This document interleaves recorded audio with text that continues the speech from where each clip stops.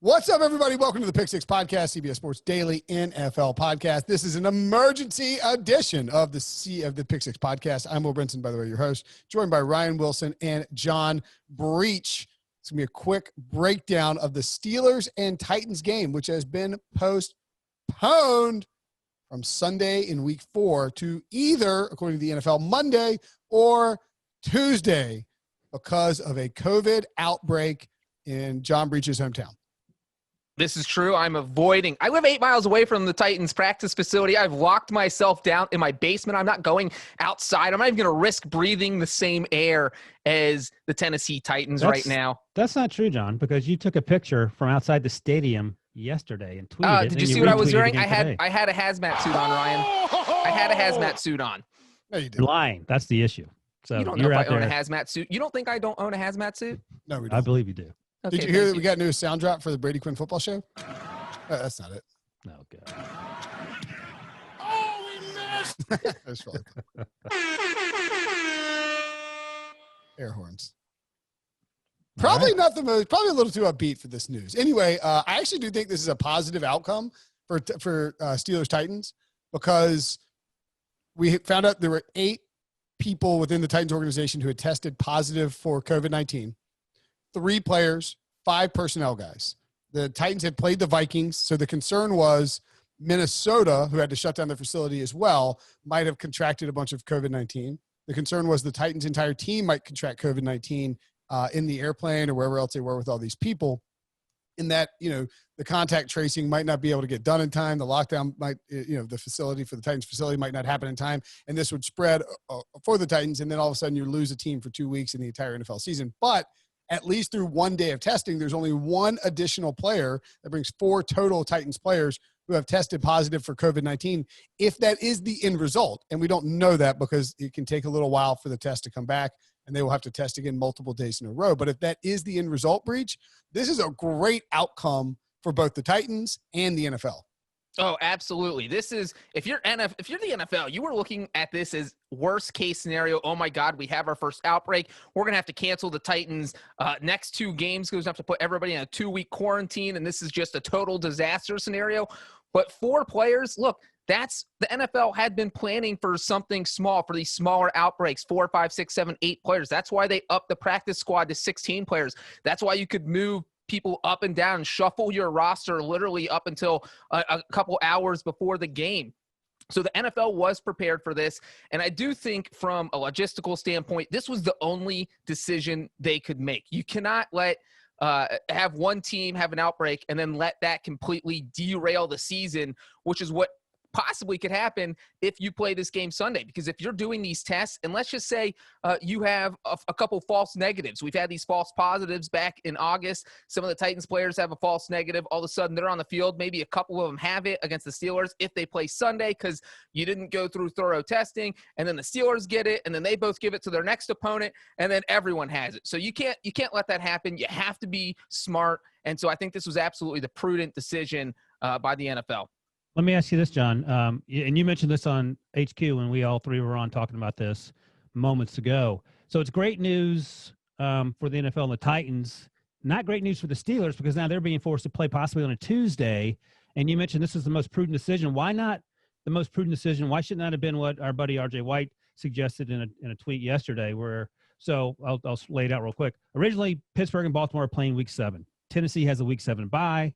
Pittsburgh and Baltimore have a Week 8 bye. So now you move Pitt and Tennessee to Week 7, and you let Pittsburgh and Baltimore have their Week 8 bye. Why isn't that more prudent than forcing the Steelers, who are all clear in terms of the COVID test as far as we know, force them to play 2 days potentially later than they would have otherwise? I will answer that question by saying if you're the NFL, you want to keep how many teams you're affecting to a minimum. So by switching that schedule, you're bringing the Ravens into it. Now you have 3 teams that have to switch their schedule. And when the Ravens had nothing to do with this at all. So now you're not just shaking up the competitive balance for 2 teams. You're doing it for 3 teams, which I think you're trying to avoid that at all costs. So yes, this is a bad situation for the Steelers. I think they're getting hosed over by being forced into this because they've done everything correctly. They didn't have anyone on the COVID list. So this is not a great situation for them. But from the NFL standpoint, I think this is the best you can do. Well, I would add too that I think a lot of times when we talk about moving a football game and changing what teams are going to do on a week and moving a bye week, et cetera, one of the things that we sort of forget about is that there's a lot of logistical things that go in there. The football operations team is planning, here's the travel schedule for this team. Here's where they're going to stay. And that's stuff you can deal with, because everything's pretty wide open at this point. But I will say this, for those people who have to do all that planning, they're coordinating with airlines, and they're coordinating with buses, and they're coordinating with hotels, and all of those people that they're coordinating with are operating on the same schedule, and they have to do it in a way that is sanitary and proficient within the pandemic confines. So if you ask 4 or 5 teams to change their schedules for multiple weeks to accommodate the Titans and the Steelers, all of a sudden you bring a whole lot potentially more chaos into and maybe you open up the bubble for these different teams. And I think going with the status quo, if possible, is the best way to do it. But I agree. I mean, so the Steelers play the next Sunday against the Bills. Is that right? No, Eagles. The Titans play the Bills. They host the Eagles, and the Titans host the Bills. Excuse me. So the Steelers, and this game is at this game is at Tennessee. And both the Bills and the Eagles play on Sunday, so they'll have a full week of preparation. So they really need to play this game on Monday. But like the Eagles play Sunday night, so they play the last game. The Bills have to fly across the country. They're going to be in Las Vegas, so it's not. I mean, the Steelers are definitely at a disadvantage, but it's not like they're playing 2 teams that are playing at 1 p.m. at home who are going to get maximum rest between week 4 and week 5. What's the bigger disadvantage here? I think it's probably fairly close, but what's the bigger disadvantage? If you're the Steelers having to play on Tuesday, by the way, play it like Tuesday at noon, guys. Like that'd be awesome. Just play it Tuesday at noon. Well, and real quick on that, Brinson, they might have to do that because Nashville's MLS team has a game scheduled Tuesday night at Nissan Stadium where the Titans play. And I don't think, on 3 days, 6, whatever, short notice, I'm not sure that they're going to be willing to give up the stadium. They can go play at Vanderbilt Soccer Stadium if we're being, come on. Or maybe they'll tell the NFL to do that. You guys go play at Vanderbilt. That's a college football stadium designed for football. You guys get over there.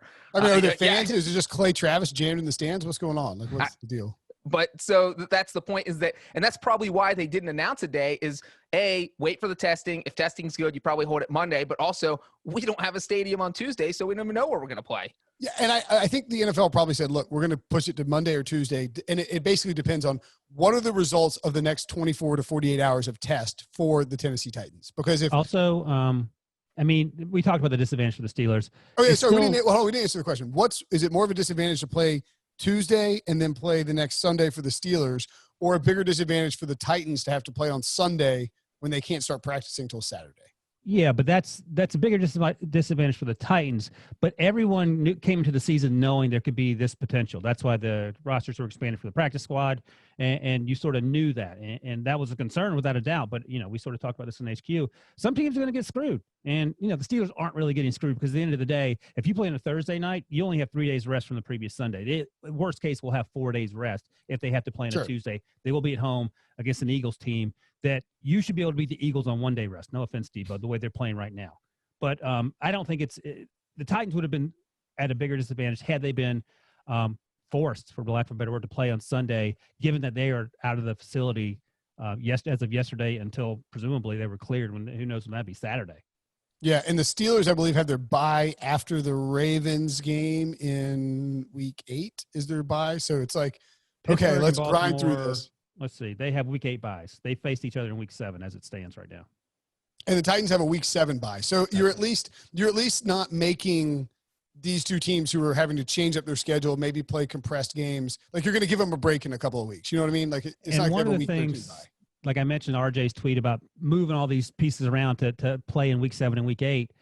But then that takes away the buys for those 3 teams. So if there's an issue down the road for the Ravens, for example, the Steelers, even in the next few weeks, okay, you're out of buys. So that's why I think you try and keep it as simple as possible and play the games if you can. Interesting. I think. All right. So now here's a question for you. Well, and real quick, the flip side of this is that from week 3 to week 4, they also got extra rest. So, like, if you have any banged up guys, instead of getting 6 days, you had 8 days, which, that's a lot of time in the NFL. That's almost a bye week to get that much time to recover. We treat teams who come off Thursday night games as a mini buy. That's what the players refer to it as. So yeah, you're not getting a mini buy here, but the extra rest is a benefit for sure.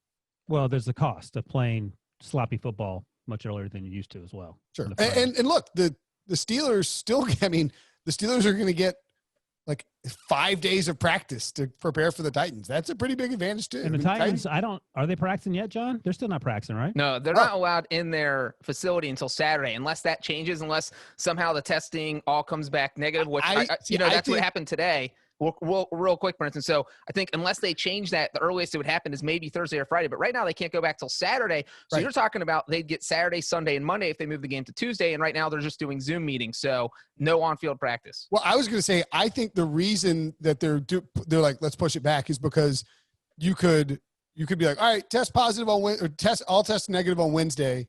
Let's roll for Sunday. But then you still test, and then all of a sudden, like, what they need to do is keep quarantining and keep everybody separated so you can get through Friday, confirm by Friday that the tests are all negative, and that because the symptom, it could pop up later. The testing has been weird; it's not always 100% accurate, obviously. And then you clear Friday, come in Saturday, you practice Saturday, Sunday, Monday, play Tuesday. What? By the way, 506 Sports pointed out on Twitter, unless the ESPN contract has changed since the last time this happened, if the Steelers and Titans are play Monday, it will not be nationally televised. Good Lord. Well, Breech will have to be the correspondent because I don't know if you or I will get the game. I think we've had that happen a couple times. I know we've had games moved to Monday. A hurricane was coming, a few other things, and it's usually just shown on local television. And bit of a bugaboo for us national writers who happen to DirecTV also will show it. Not go with Sunday Ticket this year. Yeah, right. But you know what, guys? I'll stream it. We can have a live podcast. I'm in Nashville. Yeah. I'm going to be able to see it no matter what. There you go.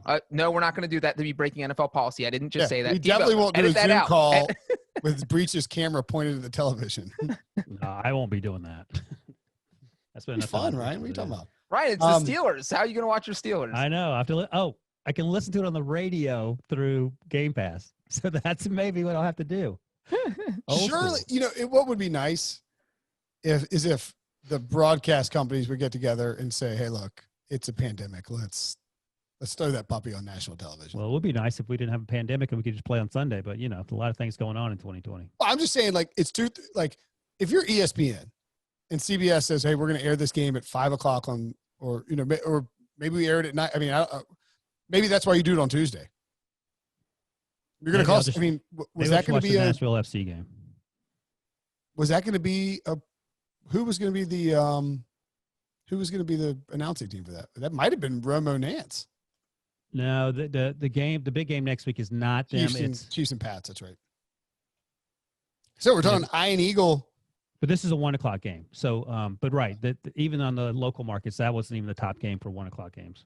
So we weren't going to be watching this. It was Bucks Chargers. Bucks Chargers is the national game on the 1:00 game for CBS. They need to find a way to be like, hey, look, I know that the broadcast contracts say this, but we're popping this thing on NFL Network, simulcasting on NFL Network. That feels like an NFL Network thing. That could happen.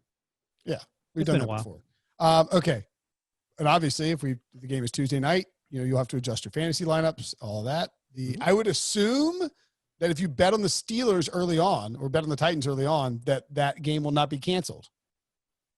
Right. They're playing? I would not think it would be canceled. The line probably won't go up for a while until they find out exactly what's going on. We should have a Vikings-Texans line fairly soon. And, of course, if the game happens on Tuesday, it'll change your fantasy outlook and it'll change our podcast schedule. So make sure and stick here with the Pick Six podcast. We will be able to apprise you of all things needed related to that game. Thanks for checking out the Emergency Pod. Ryan, go tell my friend and podcast listener Adam Gold I said hello.